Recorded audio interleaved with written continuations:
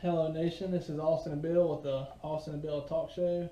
Today we're going to be doing a football talk show. Yep, football sportcast today. Strictly football. Later in this, we're going to do a fantasy football ranking. But before that, we're going to start off with some headlines. First headline is the releases. Texans released Arian Foster. I think it was a pretty good move. He makes too much money for the injury risk that he is. I agree with that. I think 29, about to be 30. He had his back injury, had surgery, and he just tore his Achilles. I think he's too much of a risk for the money. He's played there 7 years, had a really good run, but I think maybe he'll go somewhere else. But I just don't see him being anything big. Yep. And then the second guy, Charles Johnson. Now, I think they did this strictly because of the fact that they need to sign Quan Short and Star Lutulele and some of the Josh Norman and some of these other players that are young, that are better, and they need to resign them.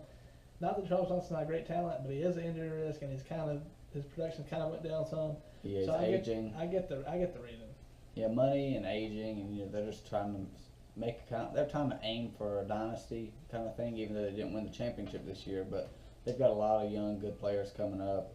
And, he's been there to coach him up some, so I feel like he's probably going to head on somewhere else. Maybe make some splashes somewhere else. The other player just released, I think, either today or yesterday, Daryl Smith. Big shocker there. Big shocker there. I think he played well. He's getting older, so I kind of get it, but he only made million $750,000. So he didn't make that much, but I had a ton of tackles. He had 120 tackles. Yeah, I probably would have kept him because he still produced. Yeah. But I mean, I get it if you're trying to put the money somewhere else, and he's getting older. But I think he'll sign back somewhere and have no problem and still be productive. Another player, which isn't a huge shocker, would be Roddy White. Roddy White. Who's that guy? Who's Roddy White?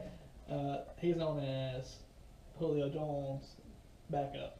Backup. Yeah. I mean, he's a third string. And I mean, he can still produce.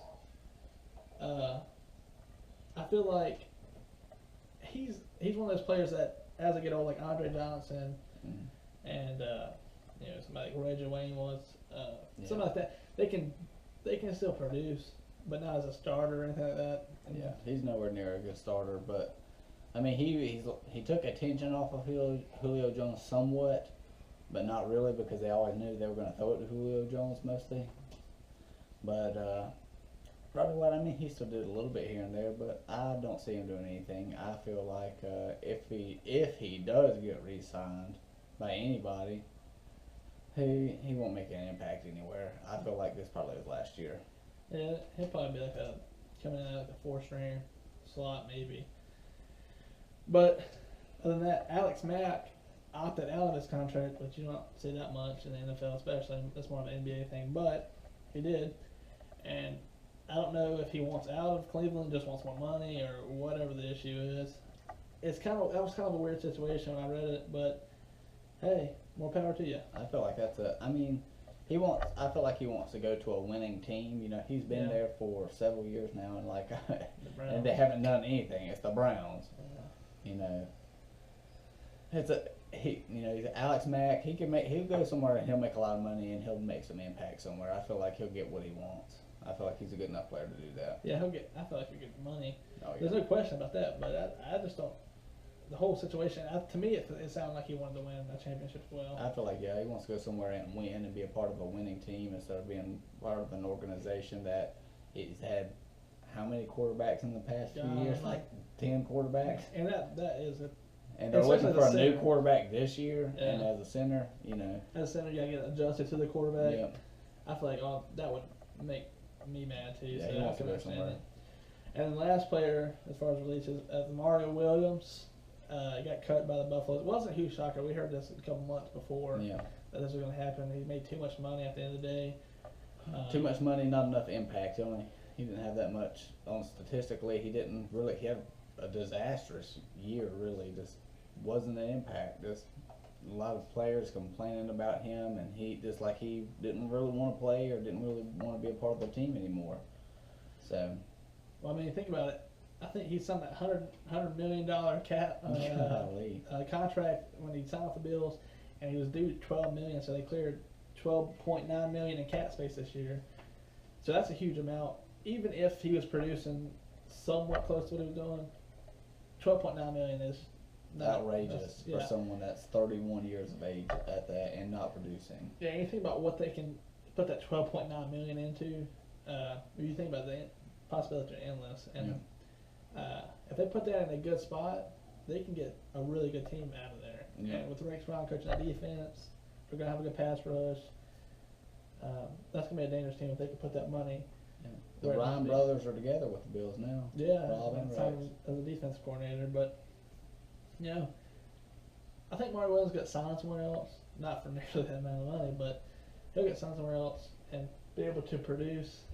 I think so. I think he'll produce somewhere, but I don't think he'll do. He'll have a moderate year. He won't have anything special. Right, and he's not gonna do anything off the charts. He probably wanted No. to start for a team, maybe. But if he goes for a championship team, he could be a backup, come off the edge pass rusher, like for some team that needs a pass rusher. True. I agree.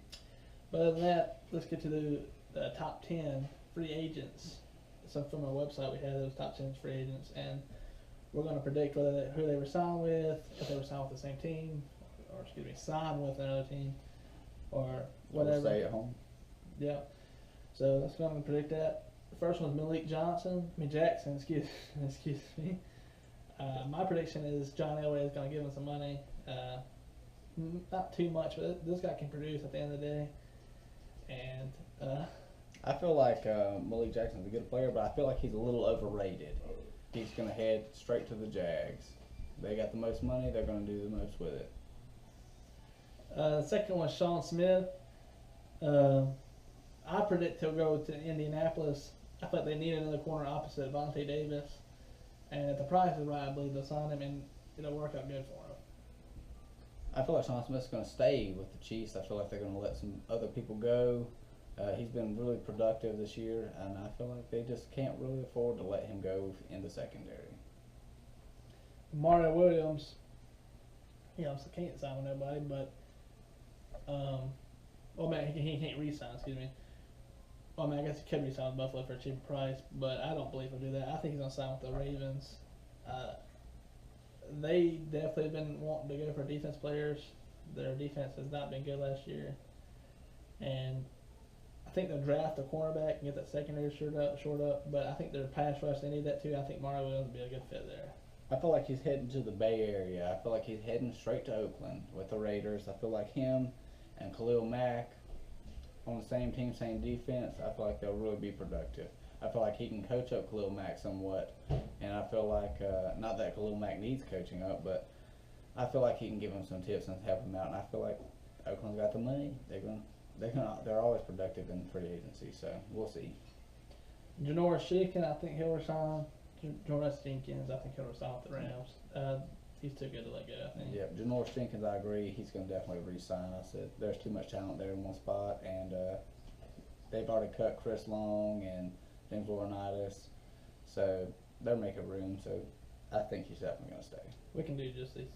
Doug Martin and Princeton Kamara, I think they're both going to resign. I agree. I think they're both going to resign as well. Princeton Kamara is too good to let go. He's too young. I think he's like 25. And there, I'm and not sure, but DRC's already a free agent, and he's aged out a little bit, and he's kind of injury prone. So I feel like they're going to keep Princeton Kamara. and as far as Doug Martin, the guy can produce. He produced This last year, year, fantastic this year. and the year before that he struggled, but I think he's gonna get paid somewhere around the top 10 production. And as far as running backs, wherever that lays, he's gonna get a payday, but I think he'll end up with Buccaneers. Yep, much agreed. And the next one, Eric Weddle. I've been thinking about who they're gonna sign with. I thought about Pittsburgh maybe, but I thought about they're gonna have to pay Le'Veon Bell and stuff like that. So I ended up going with the Jaguars. I think the Jaguars need a free safety. He's a free safety, and they got plenty of money through Adam, so it doesn't matter. But I think I'll sign right there. I feel like Eric Weddle's heading to the Raiders as well. I feel like he's going there. Him and along with Mario Williams both heading there. I feel like they just lost a Hall of Fame free safety, and Eric Weddle, very talented free safety. He hasn't had a too big of a year this past year, but I mean he's still a very productive player, really good, and I feel like that's what they're going to be hunting after, and I feel like that's who they're going to pick up. And Charles Johnson, I think Charles Johnson got signed with the Dallas Cowboys for simple reasons. Greg Hardy is going to leave because I think they're tired of his antics. And I think they need a pass rusher after that anyways, but with Greg Hardy going, they're definitely going to need one. Yeah, I think Charles Johnson's going to go to the Jaguars. I think they just need somebody on defense. I think they need a little bit more help. I think they got they got the cap space. They got the money to spend. They're just going to be looking for players to make an impact. And he's a good player. He's willing to make an impact. So we'll see what they do. And this ninth player would be Danny Trevathan. I think. Well, I said Malik Jackson is going to get money. I don't think they have money to sign back Danny Trevathan. So I think Danny Trevathan's going to sign with Oakland. They need linebackers, and they got money to pay them. So I think old Danny Trevathan's going to go to the Bears. I think that's just the best fit for him for the play scheme, everything. I think they just need some more playmakers on defense. He's showed that he can make some plays. They've been consistently in the first few rounds in the draft every year, so they're looking for some defense on the team, and I think he's going to make an impact. And last but not least is Bruce Irvin. I think he's going to end up signing with the Jaguars from the Seahawks connection, Gus Bradley. I think it'll be between the Jaguars and Falcons because of the connection with Dan Quinn and the Falcons and Gus Bradley with Jaguars. And I think they end up going to the Jaguars because they have the money to spend, obviously, and they need pass rushers. Yeah, I think Bruce Irvin is going to go to the Falcons. Dan Quinn connection, like you said. They've always been looking for some people in the linebacking core and defensive ends and things like that. So I think that they'll make a good pickup. All right, Nation. Thanks for watching the 2016 NFL All-Season headlines from March 3rd. It was tough figuring out where we're going to put everybody. Obviously, things change like crazy. Mm-hmm. But leave a comment if you disagree with us. Other than that, stay tuned for the next week, which is the fantasy football rankings. But leave a like, subscribe, and as always, stay salty.